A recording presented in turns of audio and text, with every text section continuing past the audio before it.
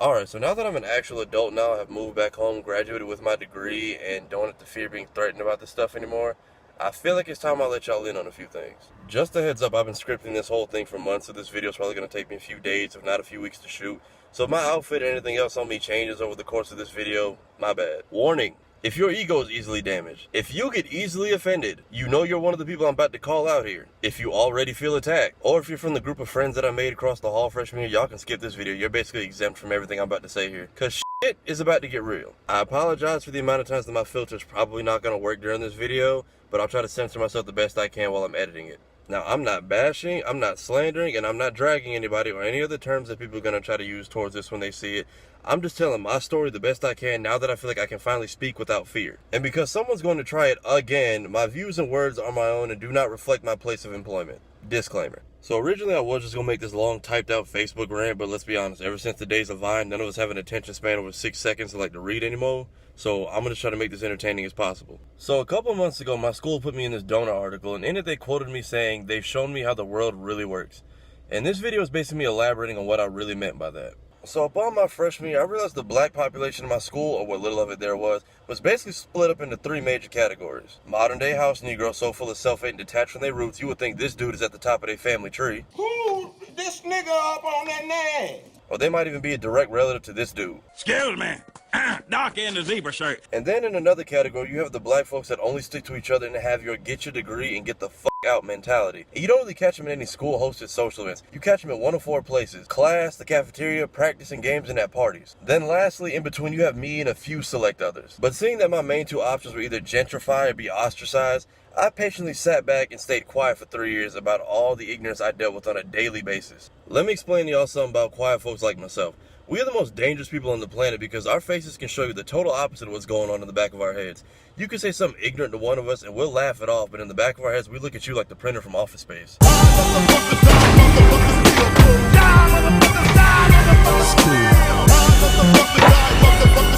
Or in my case, me Majin Buu, you Vegeta.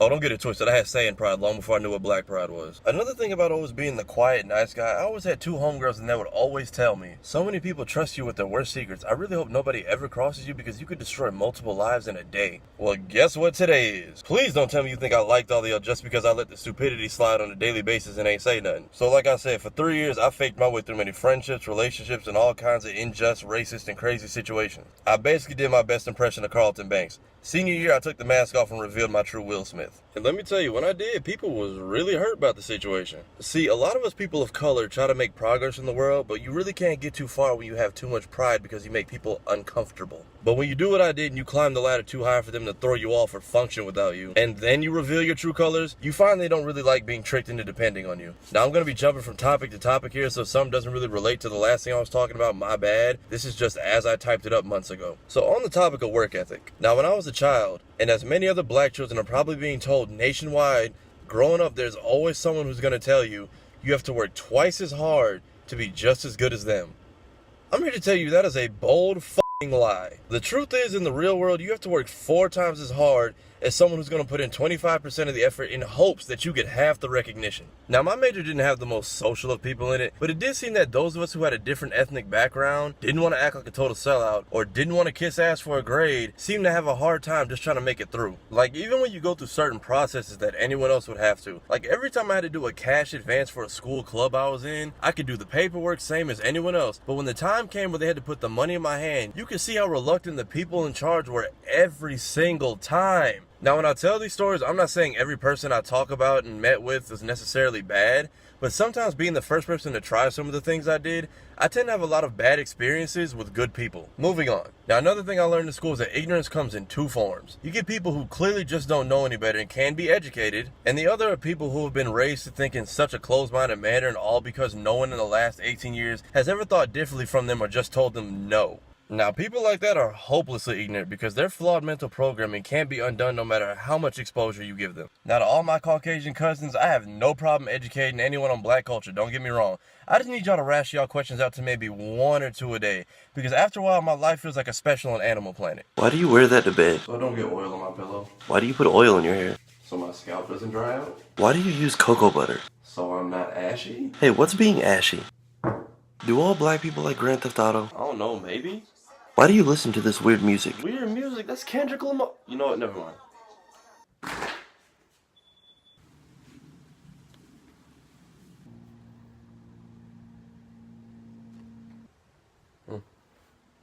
Hey, so do all black people... Bruh, get off my porch and go home.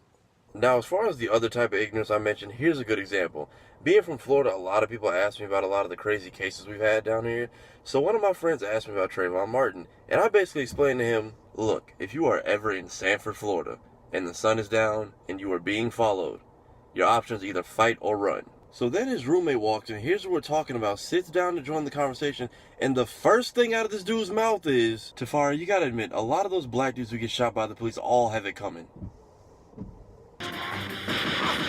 I ain't even say nothing after that. I just packed up my shit and left. Now, moving on to relationships. I'll be damned if almost every relationship I knew of in the last 4 years of school didn't have one, if not both people cheating. Some of it being my fault, not knowing until it's too late. Like, far too many times have I tried hitting a girl up afterwards because I'm about more than just that action, to hang out, and they'll just casually bring up they have a boyfriend like it's nothing. And then when I ask them about it, they usually give me 1 of 3 responses. 1, oh, I was just mad at him. 2, what about him? Or 3, I feel bad about it, but oh well. I'm like, what? Those are all wrong answers. I ain't no snitch because I don't want those problems in my life, but I should text your boyfriend a picture of some Gucci flip-flops and let him figure out the rest by himself. Which, side note, if your wife, daughter, or girlfriend, or whoever has gone to a PWI in the last decade, there's a good chance she's got a Daquan under her belt that she's hiding from you and her entire family. Like, I've seen so many people I know spend months and years and get engaged and married and have babies and so on or whatever to someone they've been unfaithful to their entire relationship. Like, some of y'all don't even like the person you with now. You just like them because they gave you attention and something to do for 4 years.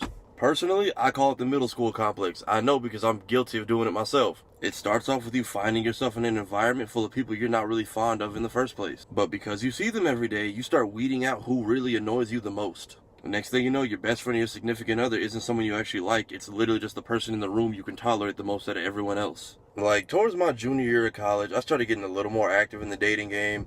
And when I did, a lot of weird shit started happening afterwards. I had 2 types of people in my inbox. 1, oh my god, you like white girls? And 2, so nigga, we out here f***ing with white bitches now, that's really what we doing? I'm just like, nigga, I like everybody. As long as you ain't got a personality that makes me think you might be God's first mistake, haven't hooked up with everyone I can name off the top of my head, and because it's 2017, I'll have to say this, and have been a woman since the start, I will pretty much give you a chance. Like, I really don't care about looks that much. What am I supposed to do? Sit here angry and pouting with a chastity belt on because there aren't enough women that look like me around? Fuck that. And oh my god, don't get me started on black women. If y'all aren't the most underappreciated, mistreated, and appropriated people on this planet, I don't know what is. PSA, ladies, I will never shame anyone for loving the skin they're in. You've been hitting the squat rack lately and you like the results?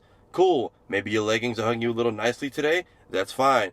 That does not give you the okay to go on the internet and start calling your booty ghetto. I don't know who told y'all this is okay and it's cute, but it's not. It's trashy and it's offensive. And some of y'all who be posting that got asses flatter than day-old soda anyway. Our women out here graduating college at some of the highest rates in history, but nope, that's all society says they good for. Big asses and cornrows. Now, don't get me wrong, I've been dissed basically by every black woman I've tried to pursue in the last 4 years. But that's because some of them have been dogged out so badly, some including by their own family, that by the time they meet me, they don't think I'm a nice guy. They just think I'm a new method of heartbreak that they haven't met yet and want to get the jump on me. Basically, they screw me over in anticipation of me doing it first because it's happened to them so often. I think every man is born with a loving nature towards the women that resembles the one that gave birth to him. Except y'all, I don't know what it is lately. Y'all can't seem to catch a break. I've had a hard time meeting black women because I've seen so many black women get dogged out by everybody, including black men. It happens so often I get lumped in with the rest of them and then I don't have a fighting chance. Now at home, I have 2 big-headed sisters who don't take any shit from anyone. And that's because for the first 6 years of their lives, my dad never called them by their names. It was always princess or something along that stature.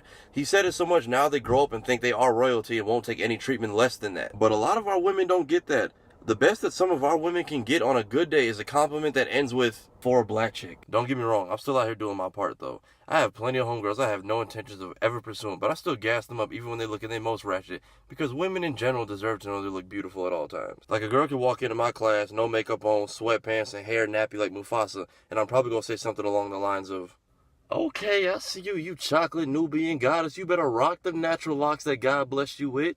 And then some of y'all have probably gotten this one from me. Girl, I'm gonna need you to take this bottle of water and these sticks. You gonna need it to fight off the thirsty dudes coming your way with you looking like that today. Alright, I know both of those sounded hella ridiculous, but that's the L I'm willing to take on behalf of making somebody feel better who might need it. Now on the topic of women and dating, I need y'all to help me understand these Protocol Zero people. What's a Protocol Zero person, you might ask? Protocol Zero is when somebody randomly goes and deletes you off every kind of social media. Instagram, Snapchat, MySpace, Tumblr, Tinder, Facebook, Twitter, Google+. Now, normally this happens in either feuds or breakups, but now lately I see this trend where people usually of the opposite gender you may or may not be close to but associate with frequently out of nowhere will just remove you off everything. Normally this wouldn't bother me, but understand when this happens, that individual went out of their way to type your name into multiple search bars and remove any trace of them knowing you off the internet. Like you have no idea how many times this will happen to me with some random female who sits next to me in class when really all we ever say is hi and bye to each other on a daily basis. Then the day after getting removed, said female will just sit next to me in class like everything's fine. Oh, hey, girl, f you and your hello. Clearly I did something to hurt your petty ass feelings. What'd I do to you? Now I don't actually say that, but it's how I feel. But because I live in a generation of keyboard warriors, everyone acts like you're crazy if you call them out in person over things that they do and say on the internet. Like you realize the delete and block button doesn't actually make people go away in real life, right? I remember sophomore year I had this friend of mine. Her and her boyfriend broke up. And I was kind of counseling her through it, you know, just making sure she was alright. When I tell you the day they got back together, this chick blocked me on everything. And when I texted her, I just got the new phone, who this kind of response. And I wouldn't be talking about this if it didn't happen to me damn near every few weeks. Now, ladies, as a man, we feel like the pressure is always on us anyway, because it kind of is. Even the thirsty dudes, if he's always in your DMs, but all you ever give him is excuses for not responding rather than telling him you're not interested, then you're contributing to the problem. Fellas, if you ever find that you can't contact a woman and she gives you this excuse, oh, sorry, my phone's been acting up. She blocked you, bro. And she most likely blocked you so the guy she really likes doesn't get jealous and feel threatened by you. I know because this happened to me multiple times over the years. Don't get it twisted. I can't believe I'm saying this, but just because we're men doesn't mean anything. Fellas, you can get used too. I know because it's happened to me on multiple occasions in the past couple years. Just because a girl is physical with you early on does not mean she actually likes you. And on top of that, we're told we have to be the super masculine ones all the time, but fellas, I'm ready to let you know it's okay to feel lonely. That doesn't make you feel like a punk, it just makes you human. We get called dogs all the time, but I've had and met plenty of women who will be in my face and hitting on my homeboy Saturday night, and whether or not something goes down, will walk right past me like I don't exist Monday morning. Ladies, if you're shy, that is okay, but please get the off all parts of the internet labeled as social media. My last few weeks of school, I had some girl who lived across the hall from me slide in my DMs after the club one night. Again, this girl lives across the hall. But every time I ask her about meeting up in person, she just says, sorry, I'm just shy. Now, clearly this girl was on bullshit. Because after like 2 weeks straight of this BS, she goes Protocol Zero and takes me off everything. Then I graduate and I move into my buddy's house and found out she deleted me because she was doing the exact same thing to my roommate. Another incident I had, this girl I thought we was cool to the point where if she had a problem with me, she'd say something about it. I literally wrote the word slay under one of her photos on Instagram. Rather than just delete it or tell me what the problem was, she just blocks me. And then two of her friends take me off everything literally the same day right after I commented on their photo. I see her a few days later and she just says hello like everything's cool.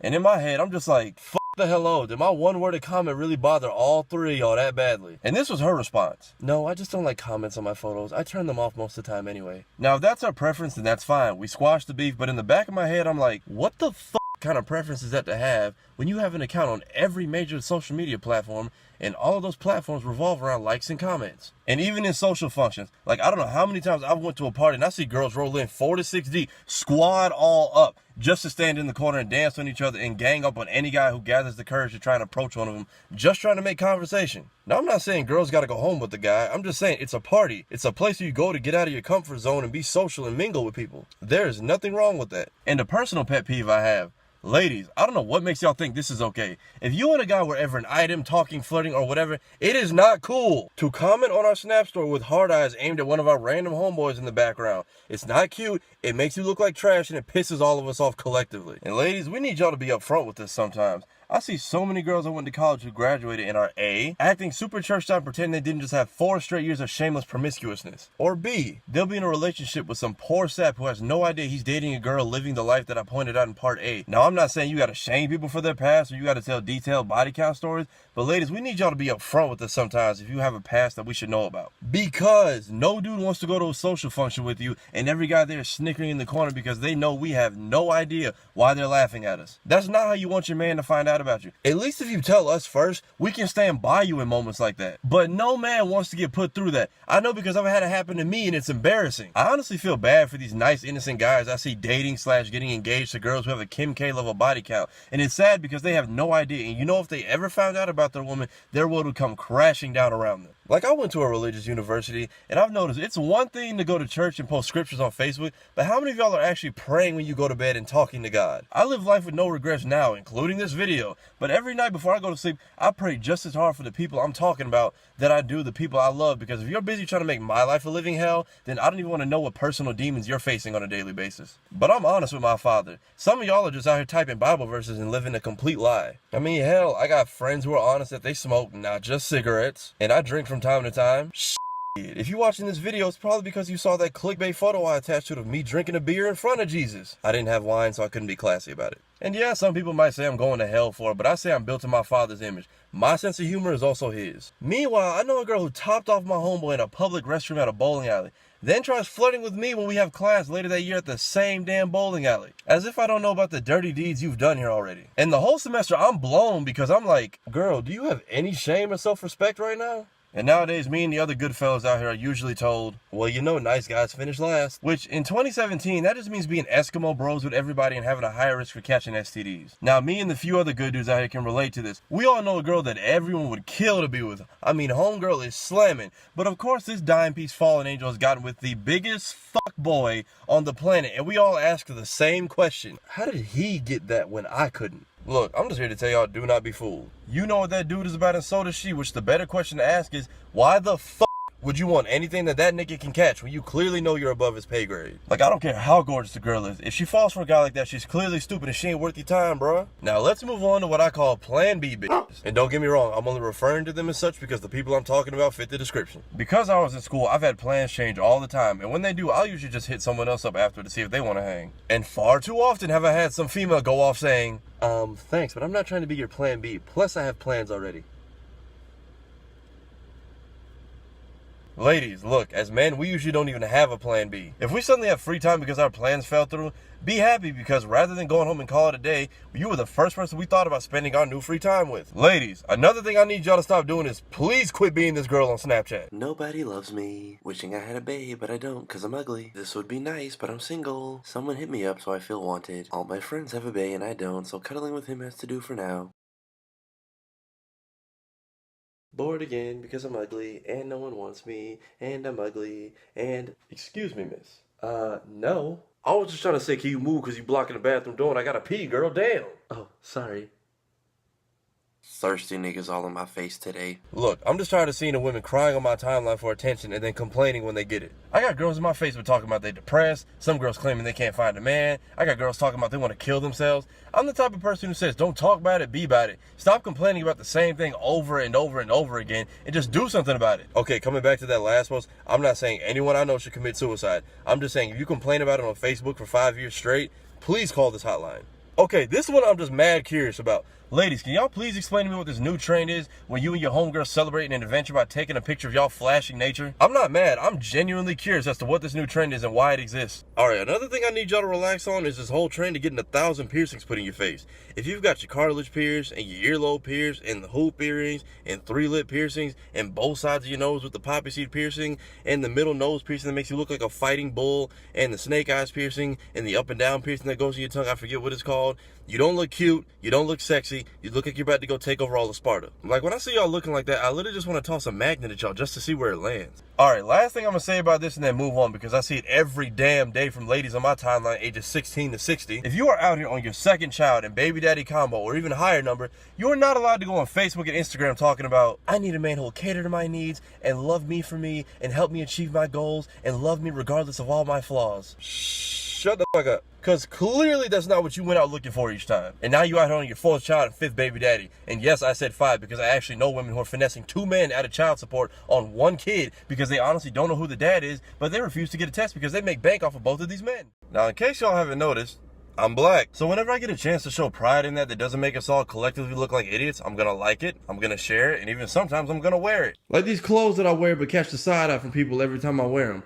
Why the fuck is it a problem if I have just a little bit of pride? I'm out here making videos that make everybody laugh and it's cool. I'll throw a small subliminal ad in there because I found a black business that I like and I want to support them, and everyone gets all bent out of shape. As much as society will try to tell you it's wrong, I love being black and I'm never gonna second guess that. All I've seen from my peers and even some elders are nothing but posts that make me and my people look like the lowest members of society. Like those riots that broke out in Milwaukee this year, all I saw were my classmates calling my people disgusting, thugs, idiotic, etc. And the icing on the fucking cake, CNN, Fox, and all these other media outlets, whenever there's some kind of black unrest out in our communities, y'all go out and y'all find the most ignorant nigga in the crowd to interview. And that ends up getting branded on all of us. The riot was over a police shooting, but when it broke out, they interviewed someone from the area, and this is what he said. The rich people, they got all this money, and they not like, trying to give us none. It's sad. What the fuck did that have to do with the cause of this riot? And I only shared that clip because people I went to school with were sharing the shit out of it, basically bashing in every way possible. As someone who's not a native, but has been in the city of Milwaukee every now and then, I can tell you there are plenty of educated people in there. Some of them are just stuck and they cannot get out. I've been told many times I was in the most segregated state in the country when I chose to go to college there, but I didn't believe it until I saw it with my own eyes. Y'all love talking trash when it comes to situations you've never been in and in places you can but will never willingly go to. My tolerance to BS is way too low for that.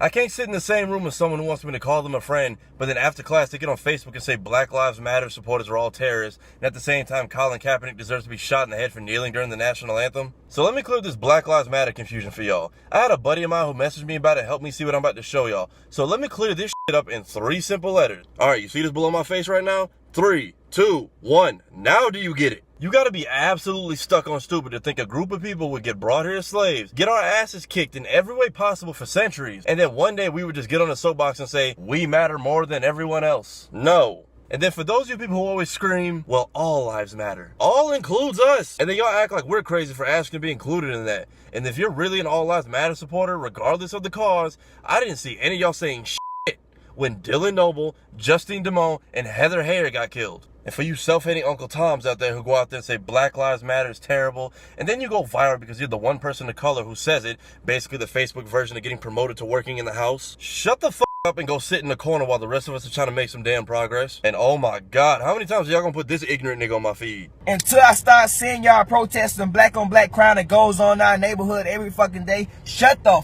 fuck up. Going around saying Black Lives Matter, shut the fuck up with that shit. Oh, a black person said something that most black people don't agree with, but most ignorant people in America do?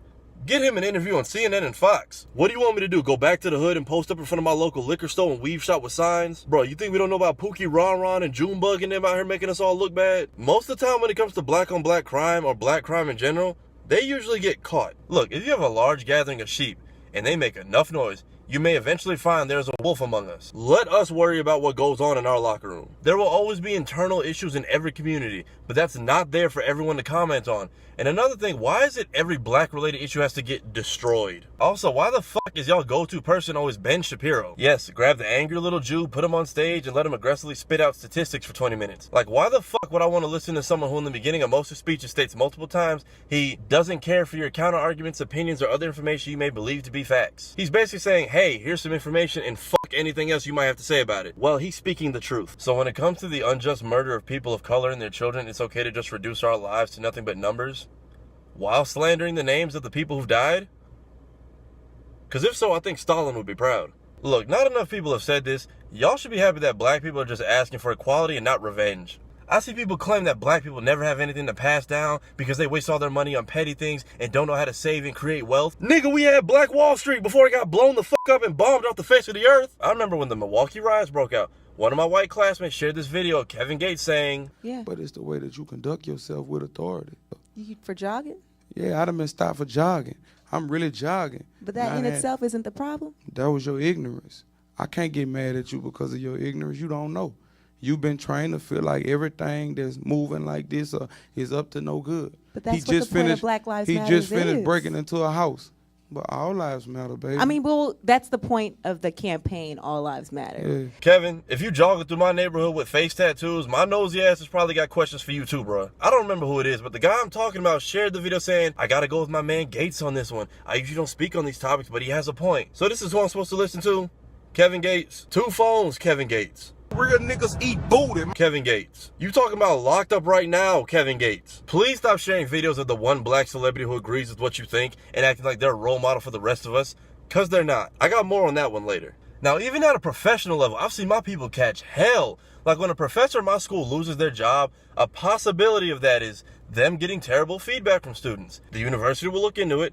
It's maybe a meeting or two and then bam, they out. Maybe I'm wrong, but tell me why there's some black professors at my school, some who know about it, some who have no idea it's happening behind their backs, that are basically being witch hunted to the point where me and my friends, some of us who've graduated, are being messaged on Facebook asking if we can give any reason as to why they should be fired by random students who have been instructed to look around. Personally, I feel if you have to dig that deep, your employee must be pretty reliable and your issue with them has to be a personal one. Now, even part-time people can't catch a break. The brothers who work in my local Publix are all a bunch of good dudes. Some of them got cornrows, some of them got dreads. Well, I come home one winter and everyone's bald or wearing a hat. And when I ask them about it, they all just put their heads down and act like they're afraid to speak on it. So I catch them in the parking lot and I'm like, bro, what's up with y'all looking like some bald-headed drones up in here? What happened? Management said we all had to cut our hair if we wanted to keep our job. Which to me, I think is personally fucked up. To employ someone as they are and then way later down the road, you give them an ultimatum. Like I said in the beginning of this video, gentrify or get ostracized. Now, if you don't believe gentrification is real from what I'm saying, let me give you a real life example.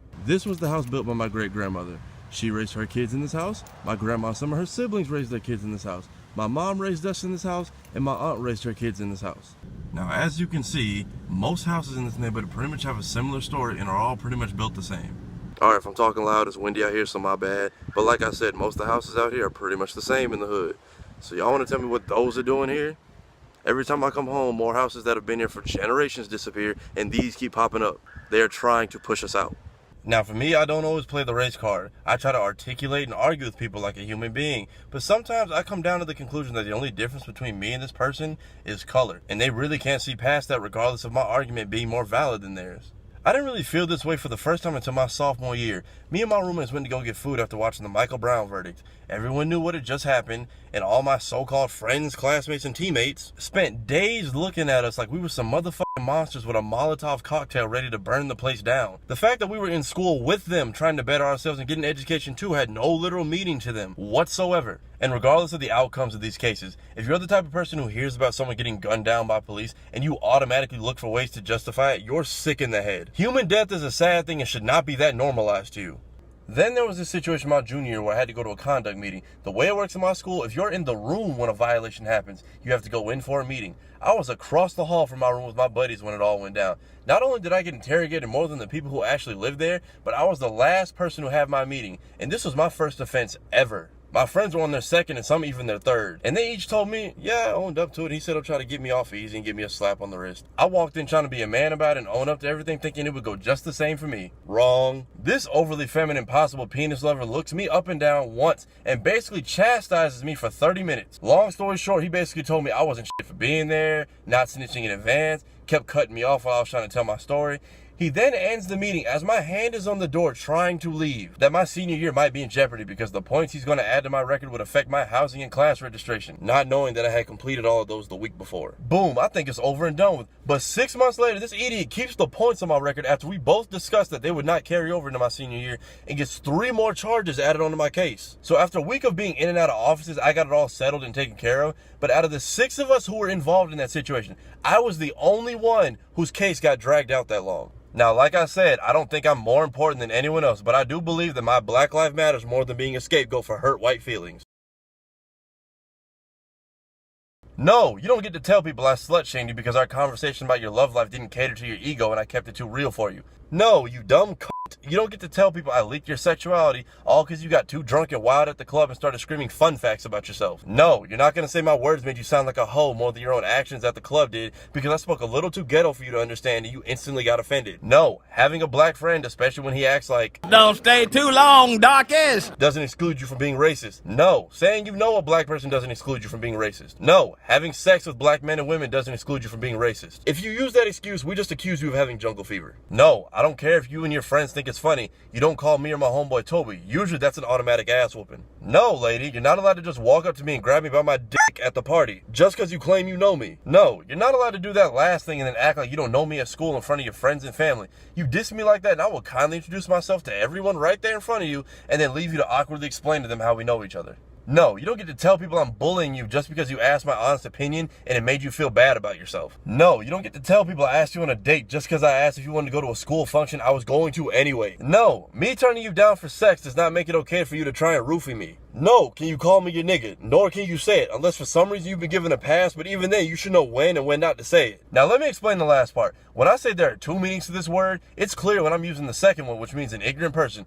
And the first one means nigga stands for non-immigrants gaining, gathering, achieving. But a nigger is a non-immigrant gaining, gathering everyone else's resources. And it's not just us. Only Mexicans can call each other beaners, Italians can call each other wops, Islanders mudascunt, Haitians boozan. It's not just us. Every race has their words that are exclusive to them that you are just not allowed to say. I'm serious about that last part. Haitians do not fuck around. You mess with one of them, you mess with all of them. Although white folks, I don't know if y'all have a word that applies to all of y'all. If y'all do, it is a well-kept secret. So here's a list of all the ones I've heard. Again, I'm not trying to be mean. These are literally just all the terms I've heard to refer to y'all over the past couple years. Crackers, saltine, sour cream, sunburnt Becky, sunburnt Billy, culture vultures, pink people, coons of the Caucasus Mountain, mayonnaise drops, and Ritz crackers if you have a tan. Pick whichever one of those offended you the most, take it, flip it, congrats, it's yours now, and no one can use it. Now, don't get me wrong, if we're actually friends and you're not just some random person who thinks they've earned the right to talk to me any kind of way, the exchange can go something like this, and I'll respond accordingly. Nigga, if you walked up on me and said, hey, black guy, I'm like, what up, nigga? Because in social gatherings like parties and stuff, when one of my actual good friends approaches me in that manner and it's not too out there, I'm cool. You gotta pick your battles. I'm not gonna go around fact checking everyone at the party like Reggie and Dear White People. Now, before I started going out to bars and clubs my senior year, I saw this interview on Vlad TV with one of my favorite comedians, and he said,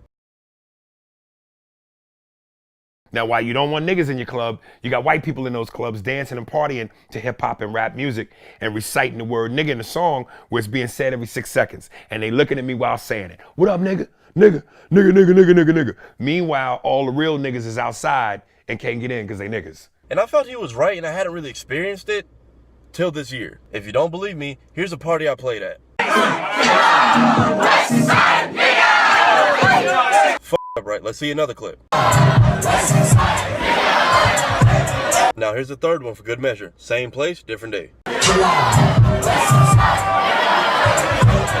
I remember I found out about Humble from the RDC World Hood Avatar video. So I downloaded the song before the album came out and blew up, and all of a sudden I got a bunch of kids screenshot my Snap story. And soon enough I see these same kids jamming the album the day it comes out. And I'm like, cool, because people have been asleep on Kendrick Lamar for a while. So me and my homegirl go to the club because she hasn't been in town for a year and she wants to meet up with some of her old teammates. Sure enough, Humble comes on and I'm the only nigga around at the moment. So we're all singing the song word for word. But then I see one of my homeboys and one of the DJs there I'm cool with. So the three of us lock eyes, and black folks, y'all know how we are when a banger plays in the club. Man, we start getting crazy, hype, getting gassed up with people we don't even know. So the three of us basically form a small circle and we rapping the entire song. So for a split second, I step back and come out of this musical high, and my homegirl's teammates, the same girls who were just singing the song with us word for word, are looking at all three of us with faces that just screamed hella disgust and judgment. Everybody want to be a nigga, but nobody want to be a nigga. Now let's talk about the white black kid. Yes, parents, this is an actual title that gets tossed at your child. If your parents are like mine and they put you in a better school than the one you were supposed to go to so that you have a better education, you're the white black kid. If you speak properly and don't use enough slang and articulate every syllable and every word, you're the white black kid. If you get put in an advanced class because you're too smart for average learning, you're the white black kid. Basically, if you don't meet the daily quota set by your non-black peers, you get branded the white black kid. I remember 8th grade, I got put in advanced English. My teacher sits me across from this racist, bowl-cut, blonde-haired D-bag kid named Cole. He basically looked like Coconut Head from Ned's Declassified. And the first thing this dude says to me, why are you even here? This is advanced English. There's no way black people are that smart. And then he proceeds to ask me the following questions. Have you ever hot-wired a car? No. Have you ever held or used a gun? No. Have you ever stolen anything? Nah. Then are you even black?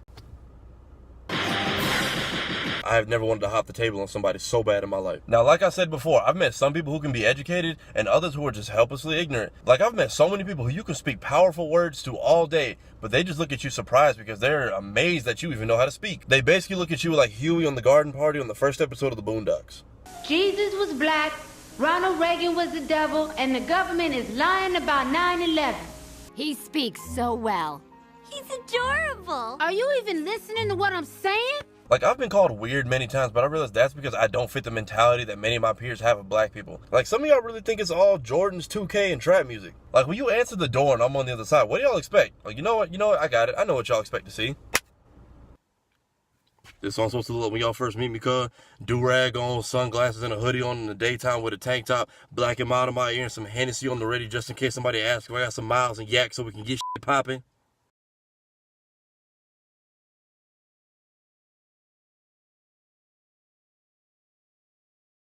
It's a bird. It's a bird. It's a plane. It's a plane. It's a boat. Dude. It's a boat. It's a train. It's a train. Pay attention up in class. Dude. Man, what you want? I got $40, man. What you got? Student loan debt, nigga. Help my case and get the fuck out my face. Yeah, PSA, the one black dude at the party is not automatically holding. I'm nice enough to tell you, but I actually have friends that make money off this every week. They don't actually sell drugs. They just wait for some random person to slap money in their hand assuming they sell weed, and then they just go to their car telling they'll be right back and go home and call it a night. People see me as someone who has pride in his culture but can carry a conversation with anyone of any background and switch it up from vocabulary to body language if needed, play 2 different collegiate level sports, knows how to give everyone a sense of trust but likes video games and anime. Yes, I'm black and I proudly love anime. Why so many people get bent out of shape about that and have such a problem with it, I will never truly understand. For those of y'all who know me, y'all know I'm really bad at it. I reserved tickets to the special edition animated Batman showing this past summer, the special edition Space Jam 20th anniversary showing this past winter, both the DBZ movies when they hit theaters these past couple summers, and the Yu-Gi-Oh movie this past fall. What, y'all thought I wasn't finna get this Egyptian god card? And challenge every stereotype they might have of me. People can't handle it, so they panic and just call me weird and walk off. Like, y'all gotta stop associating us with what you see on TV. Like, this was literally me on Twitter 3 times in the same day. Negative. What up? I just watched Obama's last correspondence dinner. Dude ended it with a mic drop and everything. Bro, it's been an inspiration to us for the last 4 years, and I'm glad we rode that man till the wheels fell off. Bro, you ain't gonna believe this shit. What? Dragon Ball Z just got a new show announced for next year. Goku, Vegeta, and all the OGs is ready to be back on my TV screen. It's like 2004 all over again. Nigga! What's good? Gucci Mane just got out of jail today. I'm going back and I'm downloading all the old mixtapes. Life of a Trap Star, Birdprint 3D. Nigga, I gotta listen to this trash ass XXL music no more. It is Guwap and Zaytoven to the rescue. My nigga's finally out! Okay, I might have got a little bit more excited about some things more than others back then, but the point is, I'm not limited to what you think of me. Now, in the beginning of this video, I said I made a group of friends freshman year who were exempt from basically everything I'm saying right now, and that's because sophomore year, we were all hanging out one day, they just randomly asked, as the only black person in this large group, do we ever do anything that makes you feel uncomfortable? Nah. I know there's a lot of sensitive race-related topics that non-black people want to comment and have conversations about, but they're afraid to do or say anything because they're afraid they'll be labeled a bigoted or hateful person if they say the wrong thing at the wrong time. I'm letting you know you don't have to do some big, powerful thing to show that you're not racist. Literally, small gestures like that is all it takes.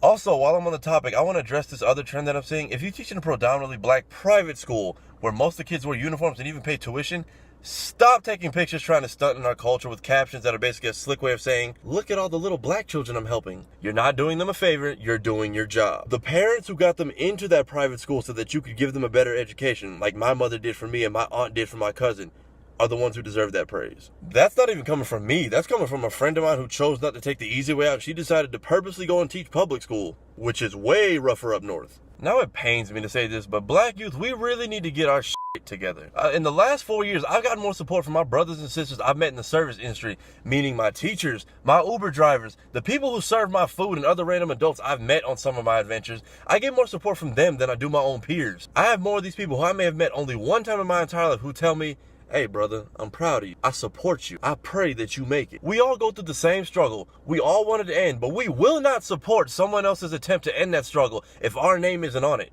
My generation of black youth seems to have this misconception where we all think we're better than one another, and rather than try to gain support from each other, we try to gain success as a method of looking down on our brothers and sisters, forgetting that we are all the same and that reality will remind each of you. I don't care how mixed you are. If you look like a nigga at some point in your life, the police and society will remind you. I do a lot of what I do not for recognition. To me, my reward for my efforts is watching others being able to benefit from the results of my hard work.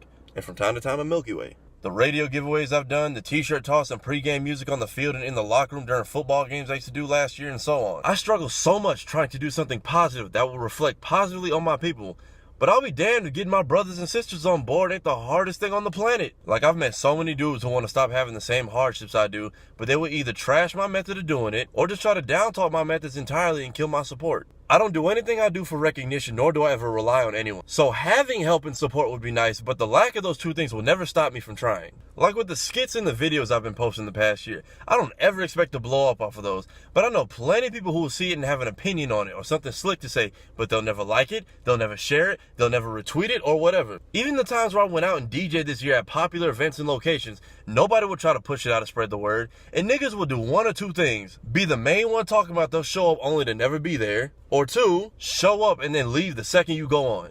I remember I helped my buddy with the party on campus, and a couple brothers showed up and asked when I'd be getting back behind the DJ booth. When I tell you the second I got back on to do music, all 6 of these niggas left.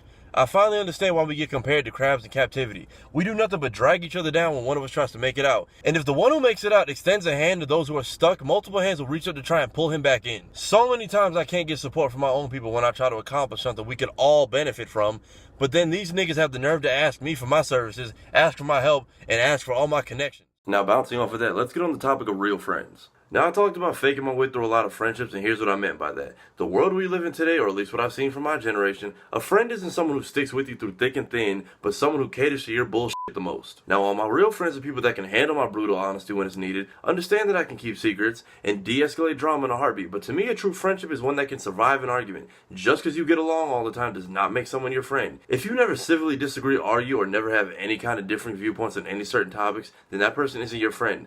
They cater to you because they feel like you cater to them. You'd be surprised how few the number of people are that actually see about you and offer advice to you when you're struggling through a tough situation. And how high the number of people is who see you in an unstable state and just shrug it off and still claim that they're your friend afterwards. For example, ladies, if you're that type of girl who always has to have a boyfriend and can't stand being alone, and your friends only say one of the following things. Oh, well, I hope he's better than the last one. Oh, well, I hope this one works out. Well, he seems nicer than the last few. Isn't your real friend the person who says, bitch, if you don't sit down and learn how to love yourself first before one of these dudes mess around and give you VD, is brutally honest, but they at least care about you. Another example I've seen, ladies, if you get hit by the freshman 15 or even worse, a sophomore 60, anyone who lets you leave your crib dressed in your old clothes knowing they're hugging you in all the wrong places and that you're getting laughed at on a daily basis does not give a fuck about you. Someone who will sit down and tell you, honey, you've put on some weight and maybe we should go buy you some clothes that fit until we can get you back into your old outfits. Actually gives a damn and will say that regardless of how much it hurts your feelings. And this one is the absolute worst because I've had this conversation way too many times. Ladies, if you're out with your friends and black out from drinking and they let you go home with some complete stranger and didn't stop you because they didn't want to ruin your fun, not only did they just say getting sexually assaulted while passed out or even worse is perfectly fine, they do not give a fuck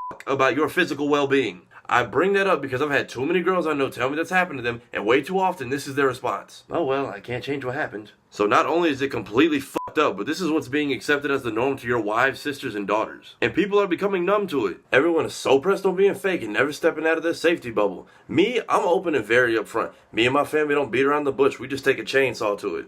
Like, I've faked my way through many friendships, but that's usually because I'm dealing with a fake-ass person in the first place. Like, the type of person you hang with every day at one point, and the next, they're lying about you all over campus thinking you don't know about it, jumping into random combos on Facebook just to tell you that you ain't shit, when y'all haven't even had a physical conversation in months. Like, I meet so many people who love to hold grudges and are always in drama with someone, but if you're like me and you always find a way to squash it and take that negativity away from them, they almost seem to get mad at you for giving them nothing to be mad about. My last few weeks of college, I met so many people who didn't like each other for no reason, but never once thought to be straight up about it and confront the person they have issues with.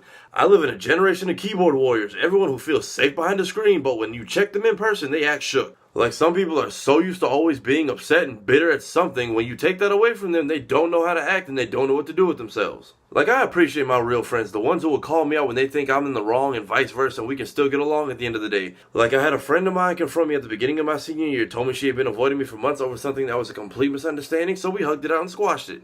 But what bothered me wasn't that she was scared to confront me. It's the fact that for 6 months, all of our mutual friends knew about it. We was going out and hanging out and going to parties and watching movies and watching TV shows and eating dinner. Doing all this on the regular, and no one was brave enough to nut up and pull me aside to let me know that the person sitting across from me at the table has had a problem with me for this long. And I'm not mad at them for holding this info. I'm mad that rather than squash it when they knew what happened, that's what was seen as normal. Everyone ignored and no one talked about it and pretend we don't know anything. Another situation I had this time with a so-called friend of mine. One of my homies came up to me and said, hey, so said you slut-shamed her. First of all, I feel like using that term is admitting to being one but being offended on being called out on it. So again, rather than confront me about the conversation when it happened, this chick ran and told everyone except me about the problem she had with me. And the conversation was me just keeping it 100. She told me about this guy she was talking to, and I asked who else. She looked at me confused and I said, let's be real, you always have at least 3. 1 guy you're actually talking to and 2 backups. Sure enough, I was right, but she laughed it off and made it seem like everything was cool. Sure enough, homegirl kept doing similar things my senior year, thinking I didn't know she was running her mouth, and her own closest friends was selling her out to me. Meanwhile, every time she tried to come at me cross and I clapped back at her, rather than just tell me I hurt her feelings, she runs off and would complain to her friends, but then those friends snitch to their friends, who snitch to their friends, who snitch to me.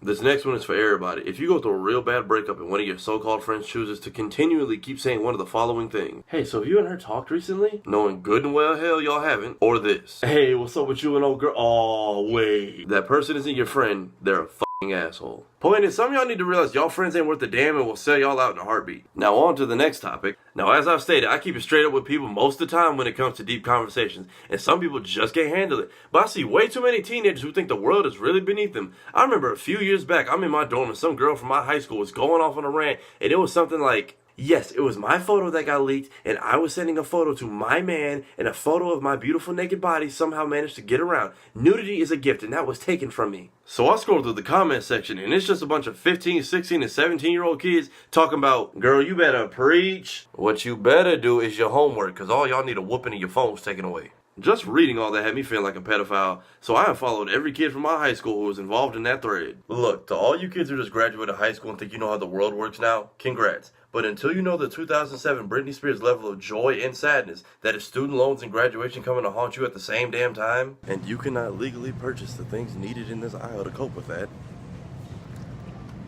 shut the f*** up.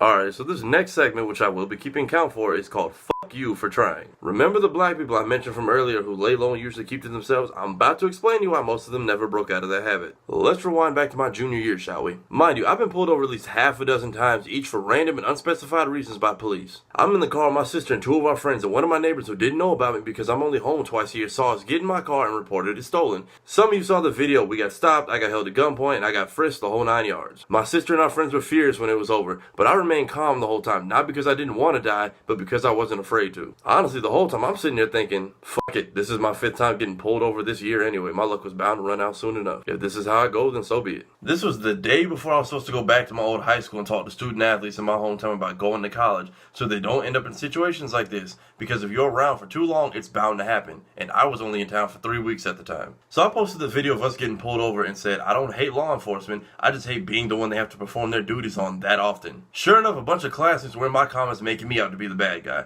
So word got out about me talking to kids, and I'm bouncing from school to school to school talking to kids about going to college to play sports. Until I get to Lyman High, where I spent my first 2 years of high school. My old defensive coordinator got the head coaching job there, so I tried to go visit. All the staff who knew me were happy and excited about the idea. Except the new principal, who denied me entry after sitting outside his office for 2 hours. He wouldn't even come out to speak to me man to man about it. He just stared at me from his desk and hid. So usually I tag the schools I'm going to visit on Twitter, but I issued the Lyman students a public apology because I couldn't get in. So this dude who is now the ex-principal, and who my friends tell me is basically the high school version of Piscatella from Orange is the New Black. This dude inboxes me and then calls me and my aunt talking in the most unprofessional tone ever, all because I bruised his ego, and proved that he was in the wrong for how he handled the situation. I'm thinking people would be supportive of me trying to handle the situation professionally, but what did I get? A bunch of my teammates acting like the biggest of dickheads.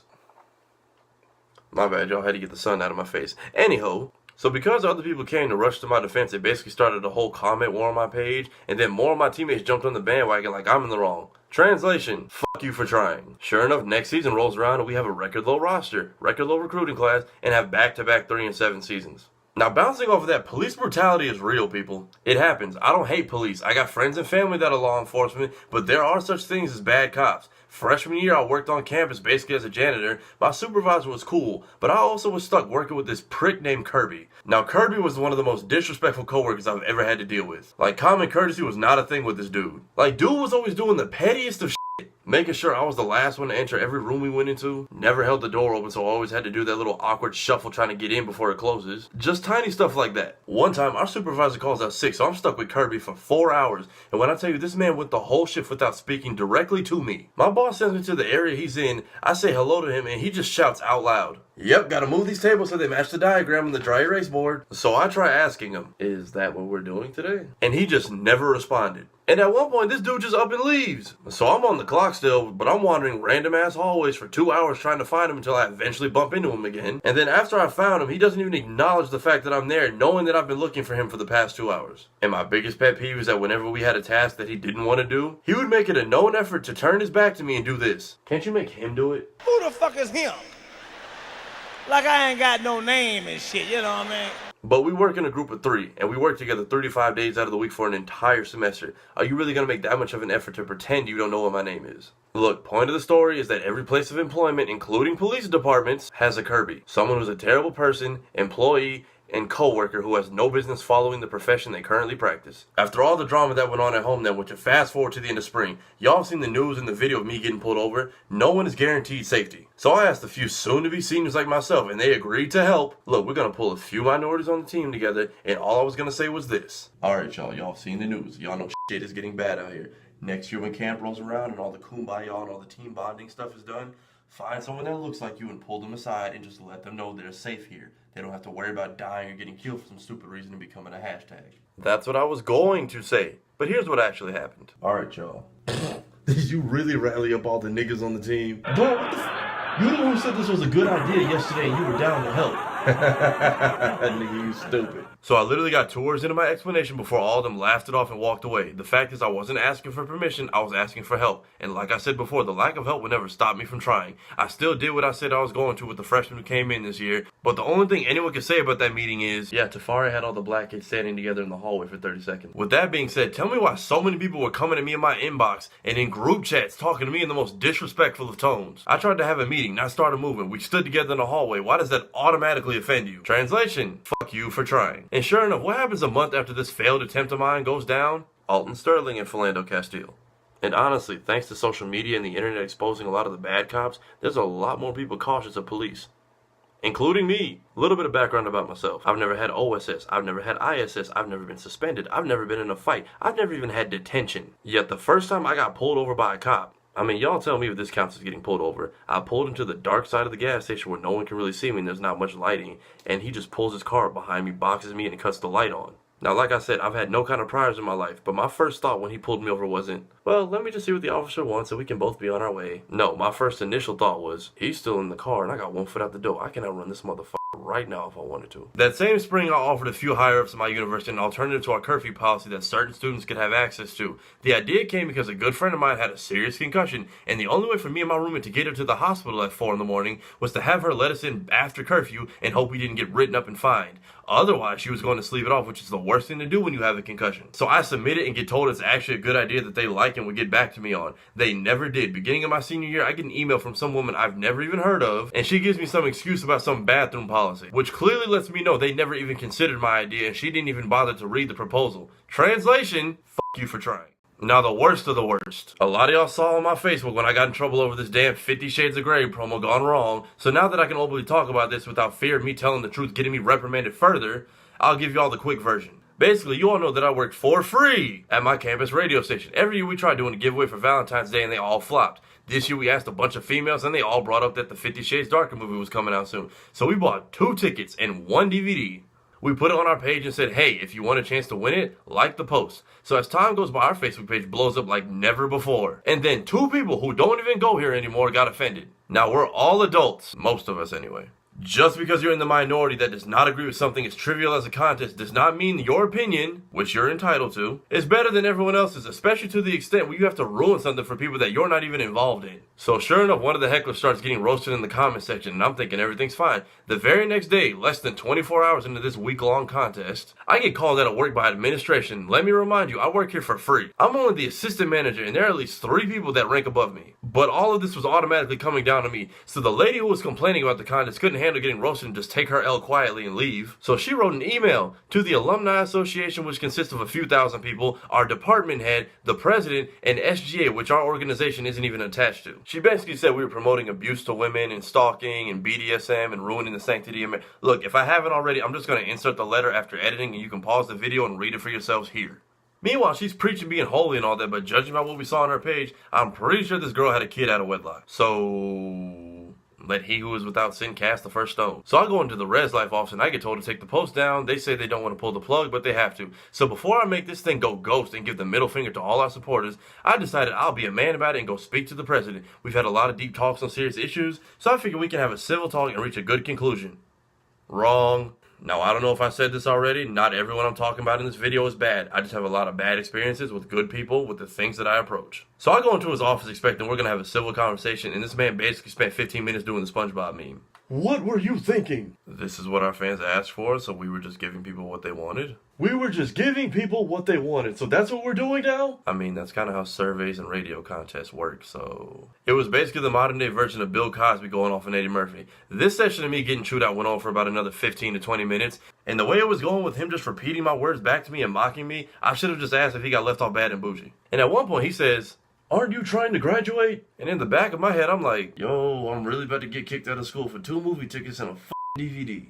So the meeting ends with him basically telling me I should start drafting my letter of resignation, basically quit or be fired, and he wanted me to hand in the names of everyone else who has a position at the station, which I wasn't finna do because I ain't no fucking snitch. Then he tells me I should prepare for a complete shutdown of the station. He's gonna be speaking to my advisor and coming for his job. Meanwhile, as this meeting is going on, my Facebook inbox is being hit, my Twitter inbox is blowing up, and my email was blowing up. So while professionally the station was in trouble, personally this was all coming down on me. So I sit outside my advisor's office waiting for him to come back so that I can own up to it like a man before the man tries to make me out into something I'm not. One of the president's boys finds me in the hallway and calls me back down to his office. So here I am back in his office again, not speaking, tears running down my face, clearly so angry that they were talking to me in a completely different tone, clearly out of fear of saying something that might set me off. I was basically one wrong sentence away from them turning me into Trey from Boys in the Hood. Turns out prior, my mom called after she got wind of everything, so that helped a bit. So after that, I go back to my room and my friends and roommates find me on the floor in a puddle of my own tears. So much other shit happened that day. But when I left the president's office,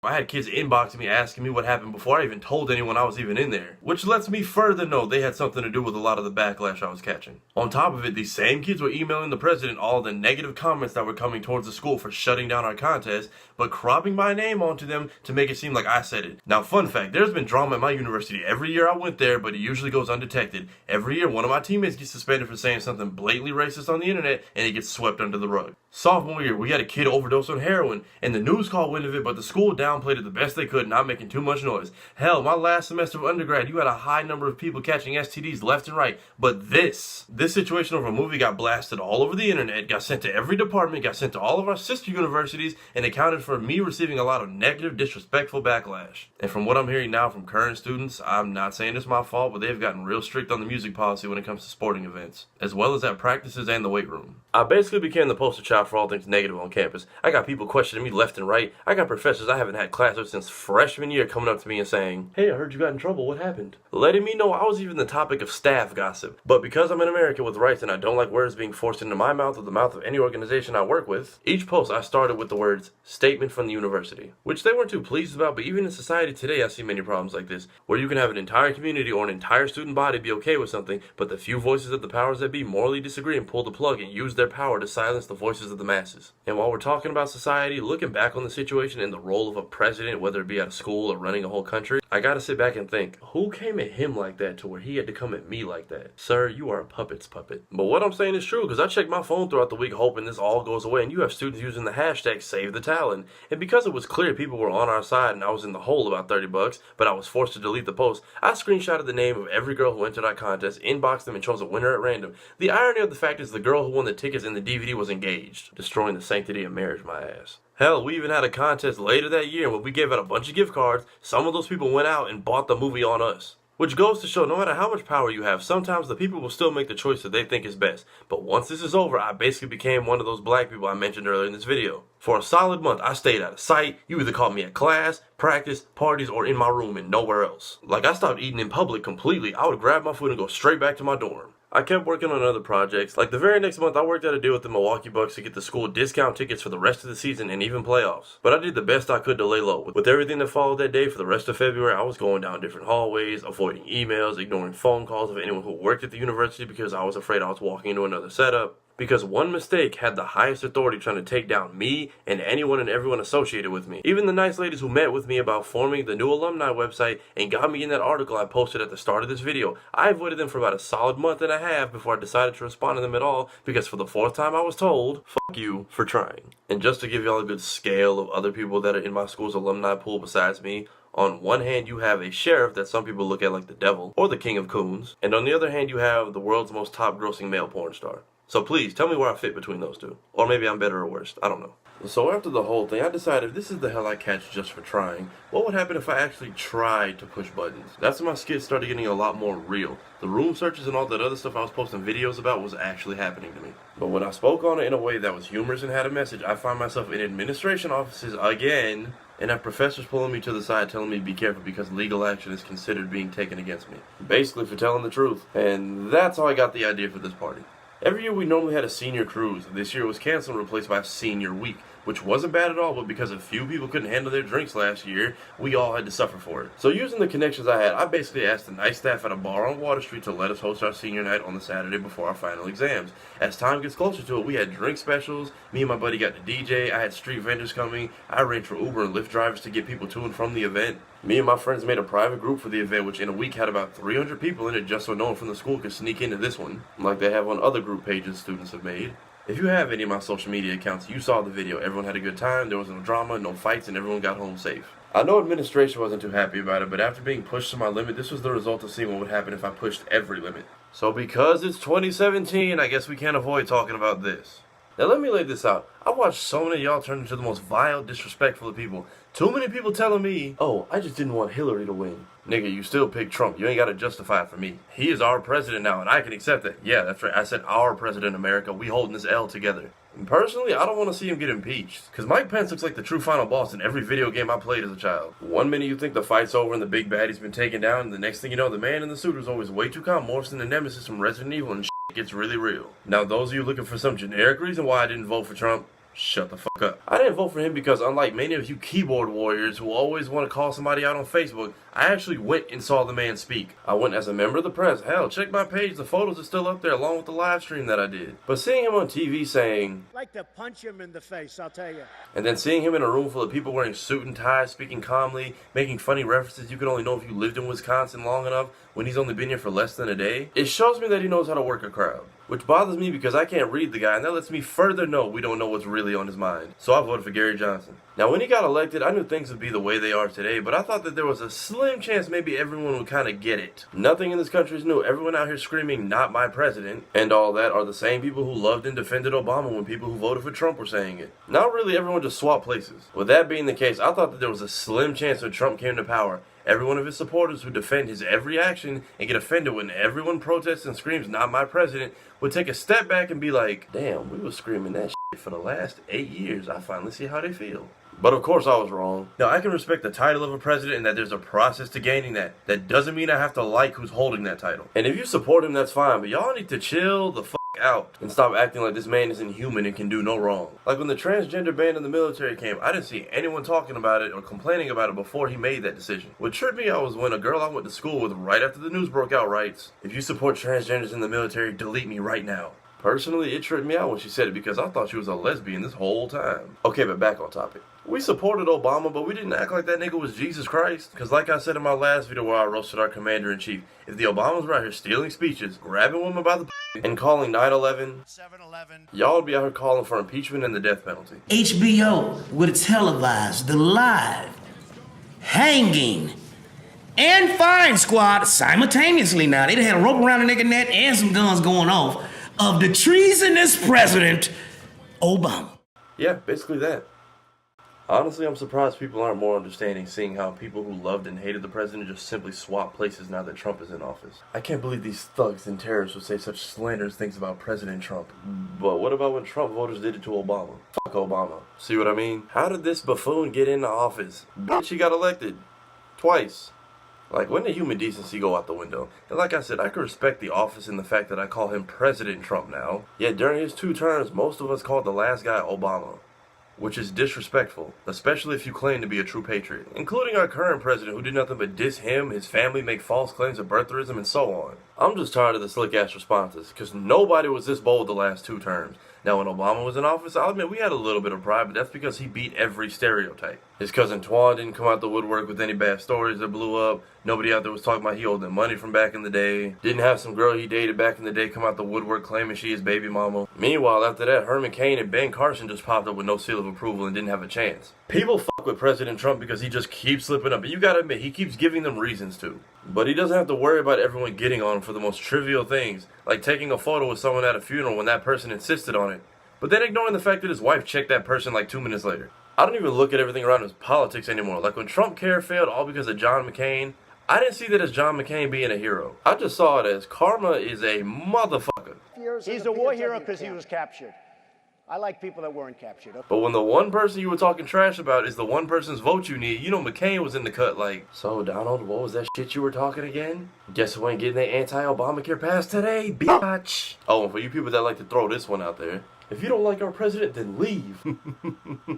Man, fuck that. Y'all love hitting us with that one. Look, the only way I'll stop walking on American soil is if you bury me in it. Y'all get centuries of free labor out of niggas and then act like they wrong for being upset. Y'all ain't slick, and you can't return stolen property without a receipt, so we here to stay. Give us that 40 acres and a mule y'all promised way back then, and maybe we'll talk. Well, you know, a majority of the country didn't vote. You want to know who a good portion of that majority was? People who didn't feel like they had someone to accurately represent them and didn't start voting until the last 2 elections. Now, black people, we did fuck up just a bit. In video game logic, a lot of us looked at Obama like he was the final boss, when really that man was just a checkpoint. Him getting into office wasn't us saying we did it. Him getting into office was we can do it. Meaning more than once. I remember all through middle school there was this junkie in my hood named Mancy. Now Mancy used to come fuck with us at the bus stop at least once a week. And he would always single me out and say, boy, you got potential. Little nigga, you could be the president if you wanted to. And the first black one if we ain't got one by then. Damn, I hate Hennessy. Never did I think a man who's drunk by 9 a.m. every morning could see the future. Alright, originally when I first typed up the script and started shooting, this whole football season hadn't started yet, but about this national anthem thing. Look, we go on the streets, y'all complain. We peacefully take a knee during the anthem, you complain. We try to fight it out in court, and you complain. Honestly, when black people are out rioting and destroying their own neighborhoods, y'all need to be happy that it's just mob mentality. Because all it takes is one person with a clear head to stand up and scream, how about instead of burning our own shit, we go tear down the neighborhoods of the people we're actually mad at? Because next thing you know, it's your house and car on fire. This protest started about police brutality, which y'all saw I was almost a victim of. But now we tried to all lives matter the situation by making it about the flag and the military. You know what's really disrespectful to do during the anthem? That. Publicly booing during it. And the people that personally piss me off the most are you cowards who clearly are looking for any reason to negate any black-related protests, but just share posts and never comment on them. Basically, you people who helped Tommy Loren rise to fame. So let me crush a few things some of you evil SOBs keep sharing, because every time something like this happens, you people go looking for someone to make them your anti-black protest hero. And like the Kevin Gates thing, if it's a black person, y'all act like all black people need to follow that model. HaHa Clinton Dix writes the names of 4 fallen officers on his cleats, and you stupid motherfuckers tried to brand him the face of the bullshit Blue Lives Matter movement, when really he's just using his platform to show he's paying his respects, which is what you do when someone dies. And you all loved Richard Sherman when he said all lives matter, but then he goes and stays in the locker room for the national anthem a few weeks back, and y'all go right back to hating him again, just like the Crabtree incident. Jerry Jones said he'd kick anyone off his team who kneeled back in 2016. And then he goes and kneels with his team. Don't get me wrong, I ain't fooled by that one. Jerry Jones taking a knee during the national anthem is the modern day version of, only I can beat my slaves, go get your own. Oh, and the greatest laugh I had about this was when Alejandro Villanueva stood for the anthem. A veteran stood for the national anthem. No shit. He's a decorated hero. He fought for their right to sit or stay in the locker room and your right to bitch about it later. So of course he'd be the one standing. You idiots tried to rush to the internet and make him your anti-kneeling hero, and the next day he shut y'all asses down. Y'all was out here making Facebook pages. I know y'all are only mad about the apology he made because y'all made his jersey the #1 selling in the country, and by the time he made that apology you couldn't return it because you got next day shipping and it was already halfway to your house. He shouldn't have apologized. Well, he did, so deal with it. And he explains it was an honest misunderstanding. He clearly just didn't want to be some evil political idol. Well, if this is happening in the NFL, then I'm not watching any more games. I mean, black people have had a boycott all season, but hey, feel free to copy the culture and act like it was your idea the whole time. Again. And you know what's even more disrespectful than booing during the national anthem? When people who have not served in the military try to exploit their services as an excuse for not seeing the actual issue taking place here. This whole protest started with Colin Kaepernick sitting. Then he met with the veteran who helped him decide that kneeling would be a good way to protest the flag without disrespecting the servicemen. Kneeling is actually the respectful part of the protest. Y'all do understand that protests aren't supposed to make people feel comfortable, right? The level of discomfort you feel by having something thrown in your face that you can't avoid is to prove that there is an issue. Look, a message to all you young bucks out here playing high school, Pop Warner, and college football, basketball, hockey, etc., whatever. If you want to partake in the protest, don't question it, just do it. The most you can lose is playing time. If you're a starter, then your team is truly ignorant if it chooses to hurt itself by trying to make an example out of you. If you're not, then you really got nothing to lose because they can't take away the playing time you never had in the first place. And I know a lot of y'all out there are probably scared because maybe you're the only one or you're one of the few black people on your team and you're afraid if you take that stance, no one else will follow you. Or maybe that you'll be cast out and treated differently, but sometimes those are the adversities we have to face in the fight for justice. We risk losing those who we thought had our backs in pursuit of those who actually do. Alright y'all, if y'all made it this far in the video and have been putting on my list Finchati editing for this long, I promise y'all this is the very last part. Now I know I've said a lot of stuff here, but the point is this. I've seen a lot of crazy things in the last 4 years of my life, and I don't think I'll stop seeing them anytime soon. I know a lot of people are going to be mad at me about this video. A lot of people are going to be calling me out saying, how could you say these things? I'm only saying them because they're true and these things happened. Like this thing, I only wore it for clickbait. I know some of y'all saw me in the thumbnail when I first started making videos and clicked it thinking, let me see what he's talking about. And the rest of y'all just saw me in a thumbnail with this on my head and clicked it thinking, oh yeah, what happened to your shaft? There is powerful niggardry at work here. And for those of you I actually consider my friends, I truly do care about y'all, but almost all of you have at least once said some blatantly ignorant or borderline racist shit. But because I'm outnumbered on campus and can't get angry, just say run my fade, I gotta hide my true feelings behind. Alright guys, chill, leave me alone. And despite other videos I've made about things of that nature, y'all never question whether or not y'all have put me in that awkward spot, which almost all of y'all have. Like when I dropped the Black History Month do's and don'ts in the If I Was White video, none of y'all stopped to question yourselves at all. Everyone just assumed they got a pass and didn't even consider to ask if they were guilty of doing any of the stuff I pointed out. Even worse, some of y'all watch me make a video like those or like this one about things that are socially unacceptable and that you shouldn't do when it comes to a person of color. But because y'all don't think I get upset about it, y'all will come up to me in public and in the order that I named them, do everything I just said is not okay to do back to back. Now, once have any of y'all taken a step back to consider saying, hey man, if I've done any of that foul shit to you, my bad. Like I said, small gestures like that is all it takes to not come off as ignorant and insensitive. Well, if it was so bad, why didn't you just leave? But why? Why is it when black people face some kind of hardship, the first thing we get instructed to do is leave, quit, and give up rather than keep fighting? Now, even my closest homeboys who usually fear no man but God told me not to make this video when I ran it by them. But time after time when I talk about issues my people go through, all of them say the same thing. Hey man, don't be that nigga, somebody else will do it. Well, guess what? I'm gonna be that nigga today. Cause too often do we complain about shit, want to stop certain shit, but no one says or does shit until shit's already happened and it's too late. I'm here to let you know the most dangerous thing you can be as a person of color in this country is educated. Now I know I've said a lot of crazy things, but this past semester I would randomly wander around and talk to black students from other schools at track meets. You know, because my teammates were busy doing dumb shit like hazing me and my friends because of where I sat on the bus. In February, how fucked up is that? And we would compare stories and I would find I'm not alone in some of the things I went through. Some of them had even worse stories. Side note, a college locker room is where you will see some of the most suspect of stuff. Like, I don't care if I ever have a gay teammate, but hey man, I don't care if you blocking the walkway, but can you please put your dick away so that I can walk by and get out of here without having to brush past it?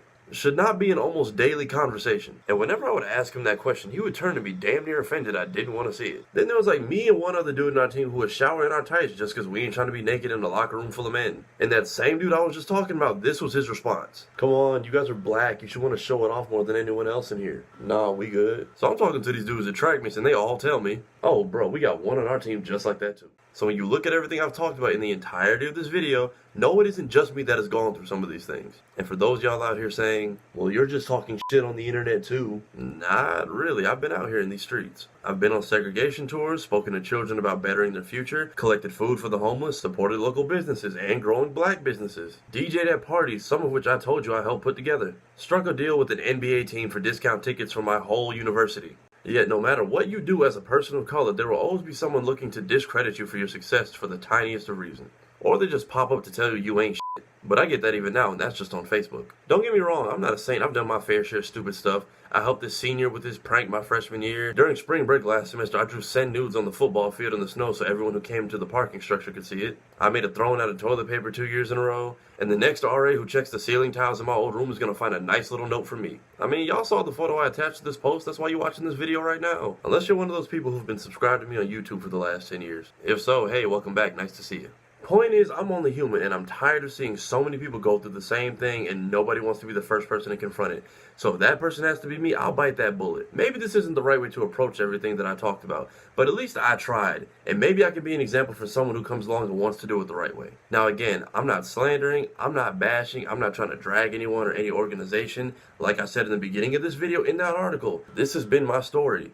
This is how I see the world because I went to college, because of where I went to college, because of the extracurriculars I got involved in, and now I am just sharing that experience and my viewpoint with you. So to end this politely, I'll say, my name is Tafari Austin Young, honors graduate of Ocoee High School, Bachelor of Science, Concordia University. And I just truly want to say, thanks y'all, for everything.